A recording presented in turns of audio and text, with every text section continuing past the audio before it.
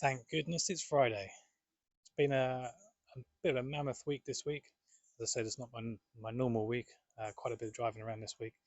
But hope you enjoyed this little video I put together for you. We've covered off some essential parts of the Building Safety Act, so we're going to catch up back in Manchester to go over some of the things that have changed in the Building Safety Act. We've also caught up with Paul, associate in Manchester, so we've got a little chat with him. Nipped across to Leeds and had a chat with Thomas. Spent Wednesday in Birmingham doing some interviews, which is a part of the job that I enjoy as well. A lot of effort goes into recruitment here at Everard. So then went down to Reading to go and see Adrian. We had a chat with him as well. So yeah, it's been a really good week. Yeah, hope you enjoy this video. If you make it through to the end, well done. Enjoy. So yeah, like I was saying, the changes to the building safety regulations are now in. Slight change for me from what I was expecting in terms of the building regulations being changed in the way that they have, but it's all now enforceable. So if you've got a high-rise residential building, it needs to be registered. You need to have your safety information on how you're going to manage safety in that building. If you're designing or working on high-rise residential buildings, you also need to be competent in what you're doing. You need to have the right training, skills, knowledge, organisational ability. And if you're procuring work now, any building work as well, not just particular projects, then it all comes under building regulation.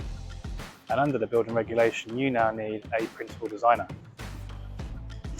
Now, the principal designer is a very similar role to the CDM regulations role. It is expected to be done by a designer, and obviously, ideally, a lead designer. And here at Everard, we're able to support our clients with that because we have a multidisciplinary team that can offer that support. Well, I'm just strolling now down to the office in Manchester. I don't quite know where I'm going. Now that is a brutalist hotel if ever I've seen one. But hotels are not part of the building safety part 4. Hospitals are, however. I guess that hotels aren't because they fall under commercial standards in terms of fire safety, and they've got a managed setting as well. So they've obviously got people on site all the time to manage evacuation simultaneous. Often fire sprinkled, lots of fire doors, all those sorts of things. So yeah, hotels don't fall under the requirements. Hospitals do, and any building that's above 7 metres or more than 30 metres. And that's obviously only one small part of the new regime, in that high-rise residential buildings have got specific requirements, specific gateways to go through. The biggest change for me is that all building works require that principal designer appointment now. Quite a profound change in managing the safety on. Here we are, just coming up to our office now. Looking forward to meeting Paul later today, getting him settled in. Probably go out for a little stroll and a bit of lunch this afternoon as well. It's going to be a good day. Paul, welcome to Everard. Thank you, James. It's been great to meet with you today up here in, well, not quite sunny Manchester. Not quite. I don't think I've ever known it sunny just yet. I'm sure it is sunny from time to time. On occasion, it does shine here, yes. Thank you. But we were chatting earlier about kind of the principal designer role, but what is it about the role that you've enjoyed so far? Certainly, I'm looking forward to the challenge that the new building safety regulations brings to us. Meeting the challenge, trying to think a little bit differently to the way we've done conventional CDM, and just find new ways of working effectively, capitalising on people's strengths and determination. And now about across your career, kind of what's been the things that you've enjoyed? So I think the best part about working in this industry sector over the many years that I have is the variety. In my career, I've been offshore on drill ship. I've been down a gold mine in New South Wales in Australia. I've had the opportunity to work with the North Americans on various projects, including MIT in Massachusetts, and I've worked in Africa as well. So no 2 days are ever the same. No two cultures are ever the same, and you have to be endlessly adaptable to meet our clients' expectations. And that's part of the fun of doing the job. I suppose you came home with a gold in your pockets after them gold mines, did you? No, I didn't. No, I didn't. It was rather a weird journey. I do remember getting into this four-wheel drive vehicle on the surface, and I had no idea how deep I was going to go or when I was going to come back out again. And we spoke about how you kind of engage with design teams and just like listening to people and talking to them and guiding them through the process and just really being that support function. Yeah, ultimately, you can't tell people what to do. You have to get them to want to do it with you. I think all designers set out to produce work that is safe and healthy to operate, to maintain, and ultimately dismantle. And for just the moral duty we have to actually keep people safe out there in the world. It's not designing on the computer is only part of it. We need to think about where those designs will be used and by whom when they go out of the door. So last week we were quite lucky to have our team day. We were. You came along? To Birmingham, yes I did. Yeah. And I played some crazy golf, and I'm very embarrassed to say that I won my group, despite having absolutely no prior experience in golf. I think you had it planned really. Beginner's luck, I think that's all it was, James. No, it was great to meet the team. A wonderful opportunity to meet 20 or so of my future colleagues, and it's got things off to a really good start, so thank you for the opportunity to do that. No, it's good, I really enjoyed it. Welcome back, it's another day. Unfortunately, I was hoping to try and get a bit more video last night out and about in Manchester, but it was horrible weather. I'm a little bit annoyed because I forgot my jacket, so I got wet. I've also forgotten my smart jacket, so all I've got is fleece for a meeting this morning over in Bradford, one of our healthcare clients. So we're going to go and meet Thomas Hodgson, who's there in our Leeds office, and we're going to go and have a chat with someone he's been speaking to see if we can provide some CDM services, which is going to be great. It was a great day yesterday though. Manchester's a lovely town, or city, some lovely architecture. Went to Marla last night, had a little sit down in there, which is quite cool, a little cosy place to go and have a drink and some food. But yeah, came out this morning in a lot of rain. I've been driving across the M62 in fog, so the weather's all here. But the M62 is lovely, like, there's some really lovely views out over the hills. And just stopped here at the services for a quick pit stop. But last night I was doing lots of work, lots of research on the Building Safety Act, and I guess one of the things that I was really looking at was the role of the HSE. Now, those of us who have worked in health and safety, and what gives me comfort around all of this, I guess, is that those of us who worked in health and safety have, or will have, been working with the HSE, know how the HSE operate, know what they do in their role, or hopefully know about the HSL, and a lot of the research and things they do as well. So the good thing about all of this is that the Building Safety Regulator has been formed from the HSE. So if you didn't know that, hopefully that's comforting to you.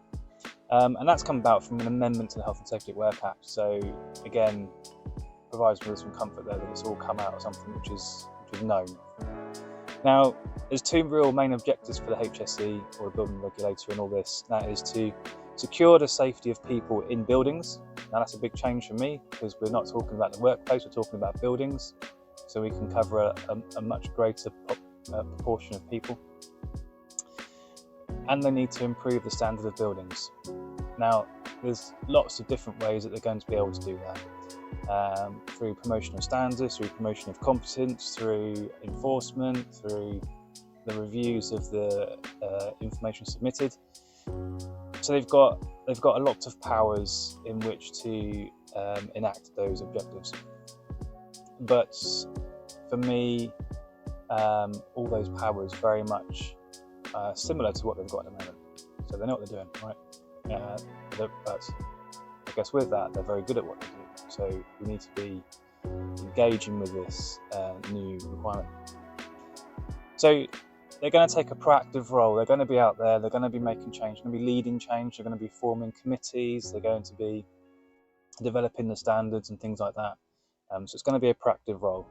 They will have that monitoring role as well. So they will be going out to buildings that are already occupied, and they'll be checking those and enforcing against unsafe conditions. So again, no different to how the HSE have already operated. They will also be able to pull together teams. So they're calling these multidiscipline teams. And for those of you who are wondering how the HSE are going to have the resource to do this, well, this is partly that. They will pull together people from local authority, from fire, from other areas of expertise to help them manage, discharge their duties, review designs, drawings, whatever it might be. But they're going to pull these teams together, and they're called multidiscipline teams. They've got a big role here in continuous improvement as well. So they're going to be working with a competence committee. They're going to be doing research into improving what we've already got. And they're going to be amending and updating regulations as they come about. Again, all these things are things that HSE do. Nothing new here. The new thing is they're doing it on buildings, and they're doing it for members of the public. And they're going to be engaging with residents, and the residents committee as well. But it's positive, it's good, because change needs to happen. I think those of us who are really fond of the principal designer role and who really see the value in it will say that this change is needed. And yeah, I guess the other thing as well to think about and bear in mind is that the HSE did bring about fees for intervention a few years ago. That system will also be utilised for the regulator. So when they're reviewing documentation, when they're enforcing, they will also have a charging scheme that they'll be using. So look out for that. So I'm in my car, so I'm gonna switch it on. I'm gonna head off up to Bradford. The weather seems to be clearing, which is nice, because I haven't got my jacket, like I said. And yeah, I'll catch up with you in a sec. We'll probably grab a quick chat with Thomas, introduce him, and go from there. Sure. But Thomas, tell me a bit about you though. You like running, don't you? I do, yeah. I'm an ultra marathon runner. Got into it about 24 months ago, something like that. Lost about 6.5 stone in the process. Yeah, Dave said you were a very different person back when he knew. Yeah. I can't imagine it. Yeah, and yeah, now I've slimmed off and run in the mountains and up in the Lake District at the weekend. Do you think is it been important for you from a well-being perspective?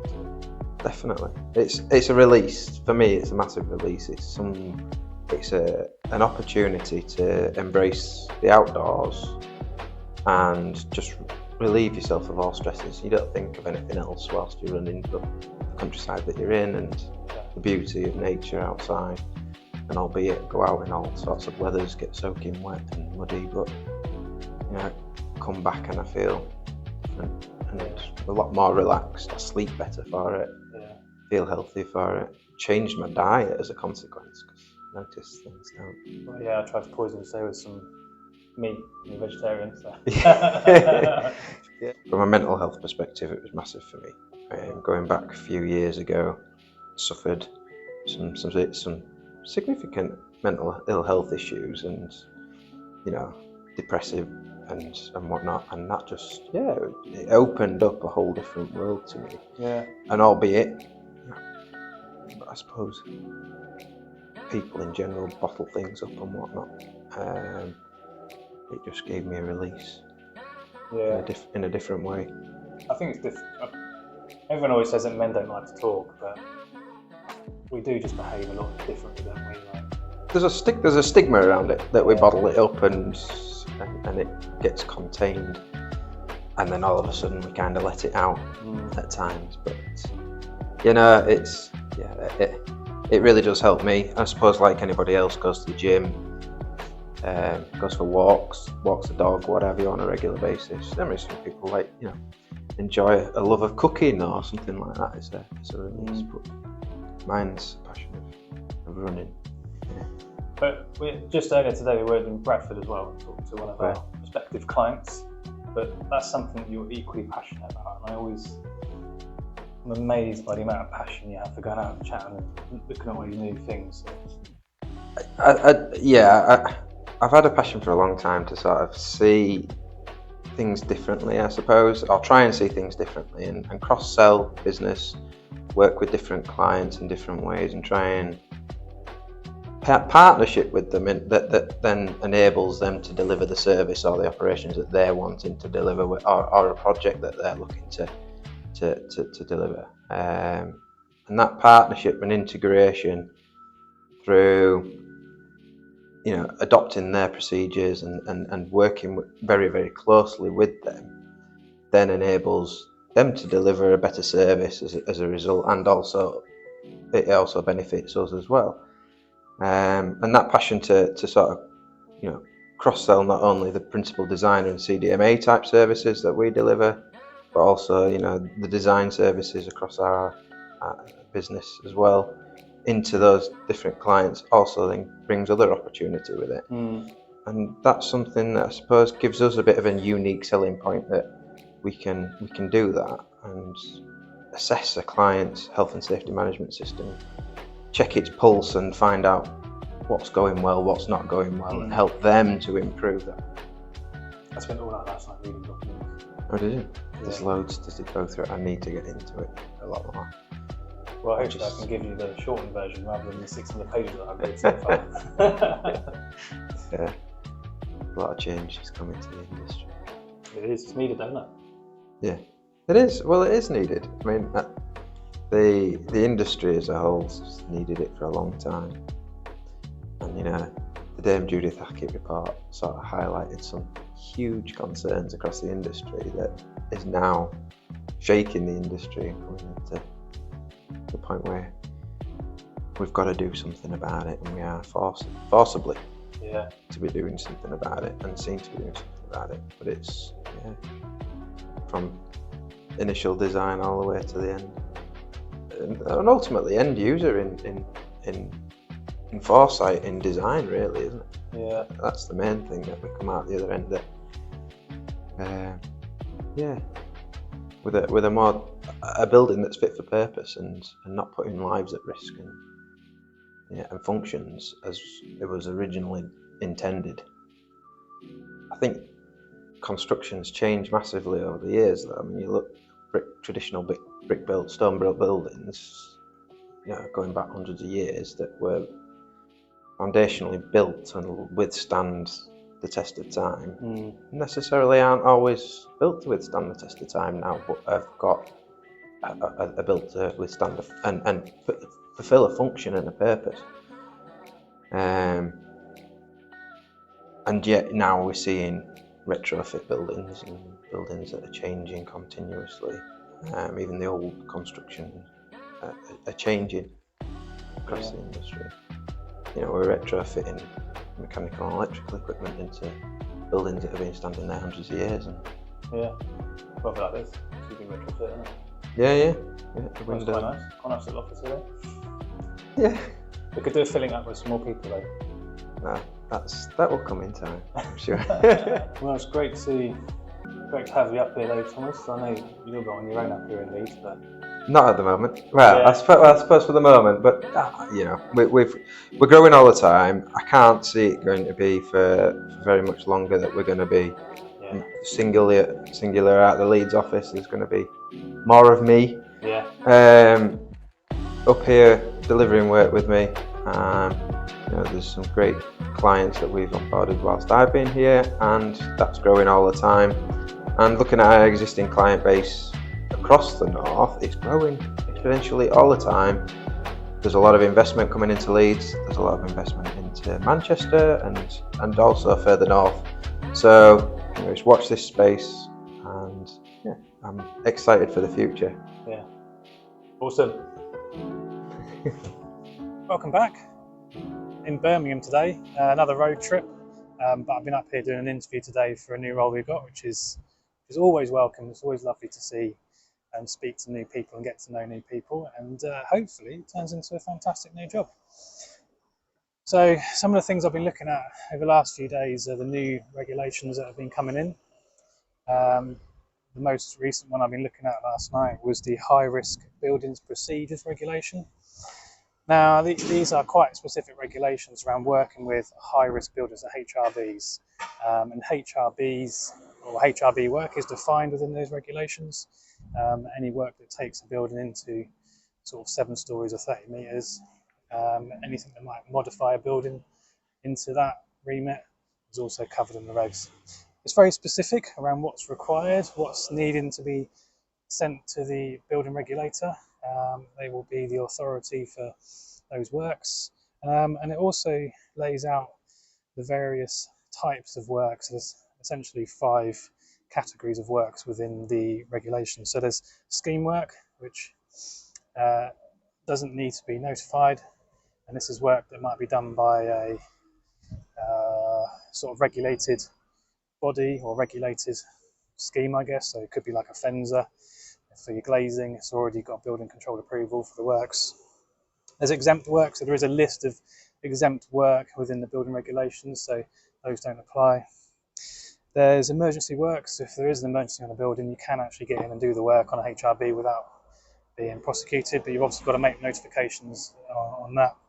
And then there's Cat A or Cat B work. So Cat A is anything that changes the safety features of a building or turn it into a HRB.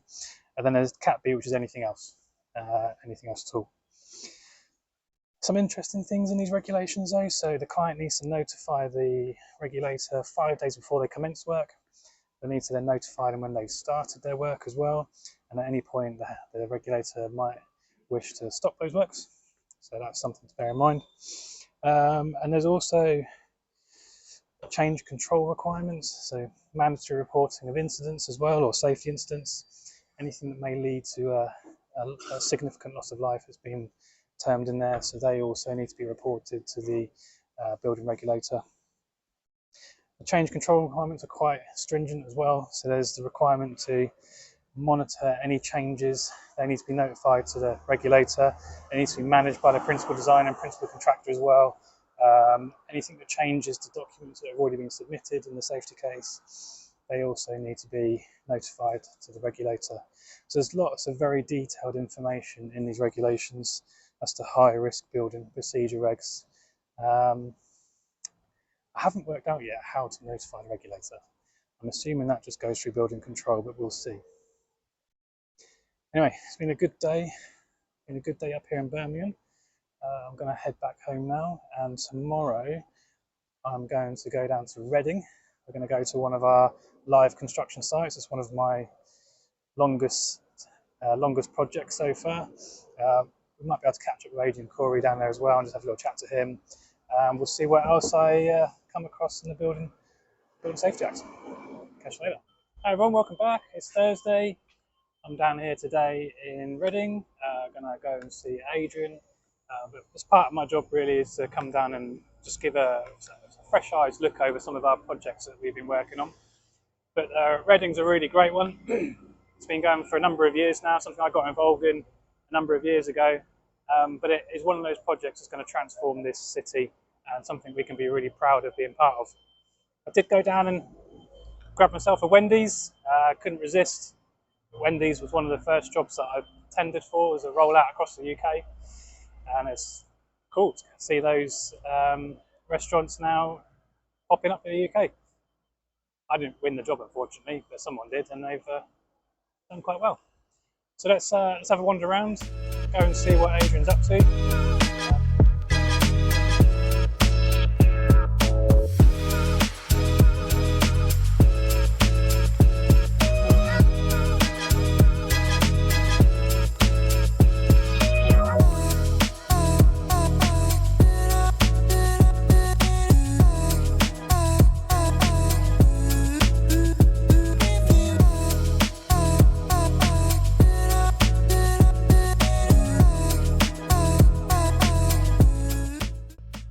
Adrian, Hello. been lovely to come and see you down here in Reading. We've been down to Station Hill to have a look at the big works that are going out there actually. But you've been with us for what, about? Nearly 2 years, so started at the beginning of last year. Yeah, right. And I guess what sort of things have you enjoyed whilst working with us? Well, I'm a mechanical engineer, come from a project background, so this has allowed me to focus more on the sort of keeping people safe and safe designs and stuff, which I really enjoyed out of engineering, I guess. Yeah. So my passion, if you like, is to come into site, walk around, talk to people, seeing what people are doing, seeing how you can improve things. So yeah, coming to especially big sites like this, it feeds my passion, and that's what I enjoy about it, I guess. Yeah. The cool thing is, though, is obviously you've had quite a long career as an engineer. Yeah. And now you've taken a bit of a shift into health and safety. Yeah. So that's quite a big step, but you've really just launched yourself into it and got on really stuck in. I think great. That's good to hear. Yeah, I enjoy it. I really do enjoy it. I like it much better than projects. Yeah. So it's good stuff. And do you think some of those experiences that you've had have helped you in doing the role that you do now? Absolutely. So when working as a project manager, I was often, running sites or doing risk assessments and method statements and reviewing those sorts of things, and being on site and seeing how things were put together, and also back when I was a young bloke, like working in design. So having that kind of knowledge of design as well. Yeah. So yeah, engineering's absolutely helped. Yeah. So we obviously want to get more people into the industry. What would you say to a budding 18-year-old just now who's not sure what they want to do? Well, I don't know. Do you do engineering? I don't know. Look, if you've got a passion for it, do it. Especially engineering. Mechanical engineering, you've got to do it because you like it or love it. And then, I guess you talk about getting into the health and safety aspects. Yeah. I would 100% recommend it, but I wouldn't recommend just going straight into it if you don't have any site or engineering or whatever experience. That's really, really valuable. Yeah. It really helps. Obviously you can take whatever route you like, but for me that engineering experience has been invaluable. So yeah. But go for it. It's good. I love it. I do love it. It's good. Awesome. Thanks, mate. It's been really great having you. See you today, and we'll catch up, I guess, in London or something. Yeah, absolutely. So there we go. Been a busy week. Like I said, it's not a normal week for me. A bit more busy this week. Going out and about and seeing Paul up in Manchester, our new starter.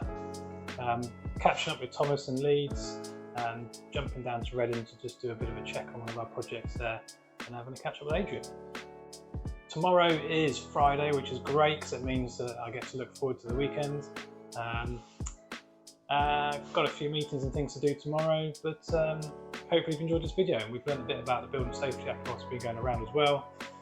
Key messages there really are, approach it from a risk perspective. If you've got high-rise residential buildings in your portfolio, then obviously there's work you need to do now to make sure that they're registered, you've got your safety cases, any work that is carried out on those buildings is in compliance with the new Act and the regulations. If you are a designer, then we need to make sure you've got your principal designer appointments in place. Work for clients as well. You need to make sure you've got principal designer appointments in place, and that you've got the right competence for the work that you're being asked to do, and you've got the right people in there, because you will be responsible now for making sure the building regulations are followed. Well, I hope you've enjoyed this video. I hope it's given you a bit of insight into what we do on a day-to-day basis, and it's given you a little bit of information on the Building Safety Act. I hope that's interesting to you. Drop a comment out. I'd be really interested to know if you enjoyed it, if you think there's anything else you'd like me to cover, or if you think there's anything else you'd like me to do. But I've enjoyed making this video. I'm just going to make a brew now, but I'll catch you all again sometime soon. We've got the IOSH Council meetings next week, so that's 2 days away with the other IOSH Council members. So that'll be exciting, and maybe we can get around and get a video together with some of the other IOSH Council members. But for now, thank you for watching, and I'll catch you all again soon.